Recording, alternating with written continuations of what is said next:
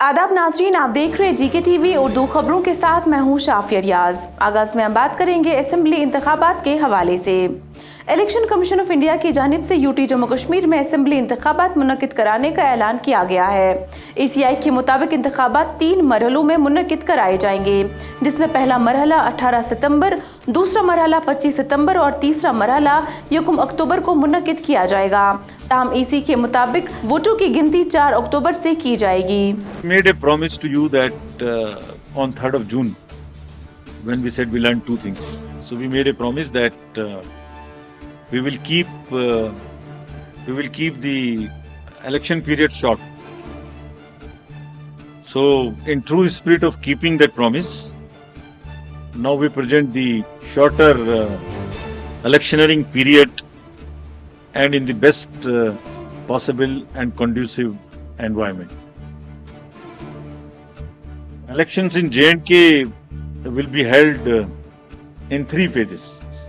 So this is a shorter period.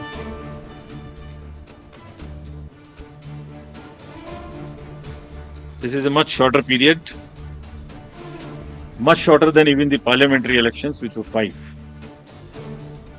20th of August, just the next day of the Amarnath Yatra being complete, the 19th, would be the date of notification for the first phase.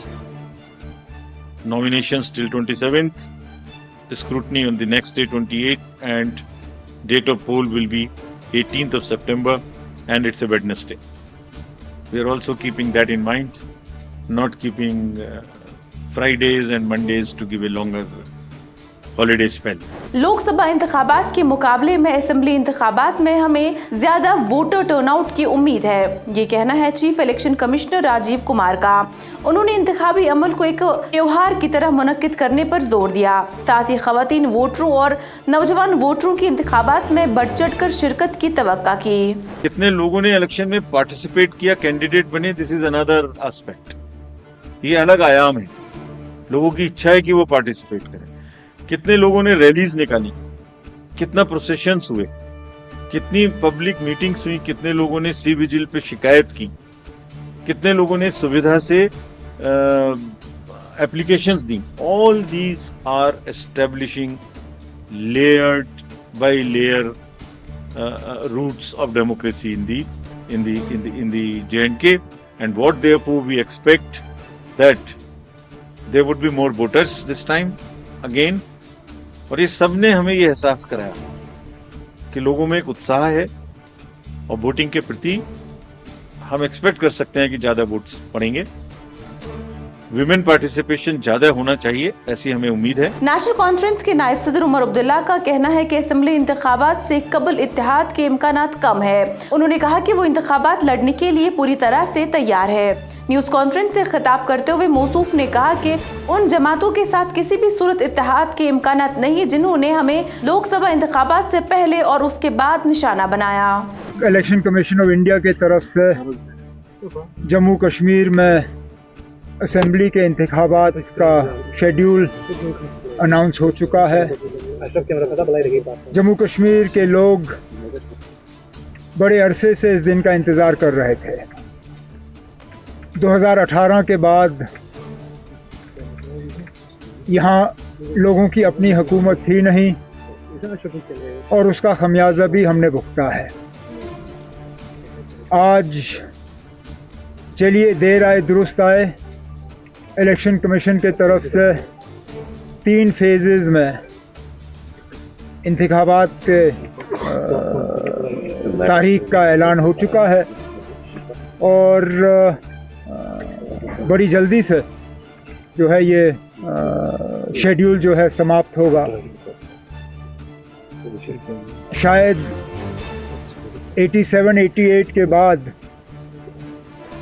ये पहली मर्तबा है कि इतने कम अरसे के अंदर और इतने कम फेजेस में इलेक्शन जो हैं जम्मू कश्मीर में कराए जा रहे हैं। पीपल्स डेमोक्रेटिक पार्टी के तर्जुमान मोहम्मद इकबाल त्रंबू ने इलेक्शन कमीशन ऑफ इंडिया के यूटी जम्मू कश्मीर में इंतखाबात मुनक्किद कराने की तारीख के ऐलान का खैर मकदम किया है। उन्होंने कहा कि PDP इंतखाबात लड़ने के लिए बिल्कुल तैयार है। देखिए, आपको मालूम है कि यहाँ पर इलेक्शन पिछले 5 सालों से ओवरड्यू थे। और यहाँ लोग मुसलसल इस बात की मांग कर रहे थे कि यहाँ पर इलेक्शंस होने चाहिए, और यहाँ लोगों को ये भी नहीं समझ आ रहा था कि क्या वजूहात थी कि यहाँ पर इलेक्शंस नहीं हो रहे हैं। तो उस अनासुर से अगर देखें तो ये एक वेलकम स्टेप है जो इलेक्शन कमीशन ऑफ इंडिया ने यहाँ 5 साल ओवरड्यू यानी 10 साल के बाद यहाँ पर जो है असेंबली इलेक्शंस की अनाउंसमेंट की है। हालांकि ये बात भी सही है कि इन 5 सालों में रीऑर्गेनाइजेशन एक्ट के तहत यहाँ की असेंबली के पावर्स बहुत हद तक कर्टेल किए गए हैं, लेकिन फिर भी हम इसको वेलकम करते हैं कि ये पब्लिक डिमांड जो है इसको मद्देनजर रख के इलेक्शन कमीशन ऑफ इंडिया ने अनाउंस किया है इलेक्शन। और दूसरी अहम बात जो ये है कि इलेक्शन कमीशन ऑफ इंडिया ने सुप्रीम कोर्ट की उस ऑब्जर्वेशन का भी ख्याल रखा जो उन्होंने डेट दिया था, उस डेट के अंदर अंदर उन्होंने इसका काम खत्म करने का जो है प्रोग्राम दे दिया है। CPIM के लीडर मोहम्मद यूसुफ तारिगामी ने EC के फैसले का खैर मकदम किया। उन्होंने कहा कि हम सबको इसका इंतजार था कि कब जम्मू कश्मीर में असेंबली इंतखाबात मुनक्किद कराने की तारीख का ऐलान किया जाएगा। Though it is very late, but nevertheless a welcome move. We believe that left to the officers, administration and all that, they have been enjoying power since long in absence of an elected assembly, elected government. So bureaucracy never wanted to hold elections here in our view. But now there was no option other than going to the people and getting their involvement in the process of peace and normalcy. That is how the government of India has got convinced that election is the only option left now. So election commission has announced the dates now. Now whatever vacillations here, there and all that, whatever uncertainties were there about the electoral process, I hope that those are over now. Regarding the question of participation, I hope people will participate in a big way, as there is no other option for them as well, for the people. They are very much tired of the bureaucratic rule. They are not only tired, they were having a miserable life. No door was open for the common man, whether he is a common man working in the field, or a student, or a woman, or whosoever.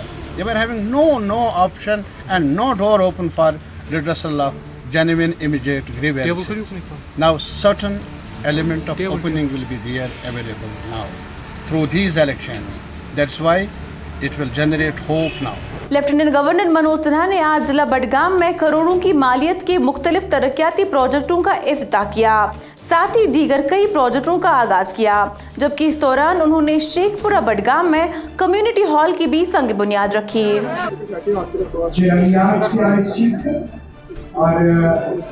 Jammu Kashmir के अन्य जिलों और शहरों को भी संदेश दिया district administration और ग्रास रूट डेमोक्रेसी का प्रतिनिधित्व कर रहे जनप्रतिनिधि और आवाम अगर सामूहिक संकल्प और उसकी सामूहिक शक्ति के साथ काम करें, गांव और शहरों के बीच सुविधाओं का जो अंतर है कम किया जा सकता है।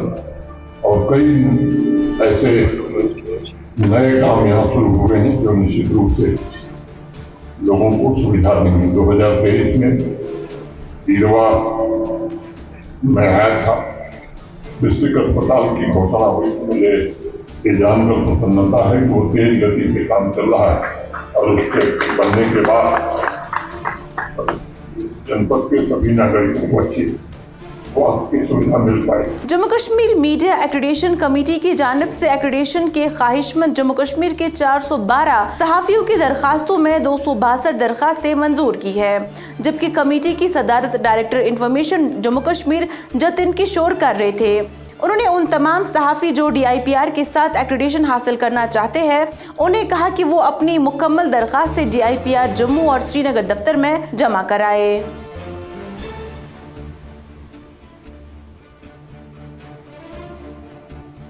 फिलहाल इस बुलेटिन में इतना ही। मज़ीद खबरों के साथ फिर हाजिर होंगे आप GK TV, देखते रहिए।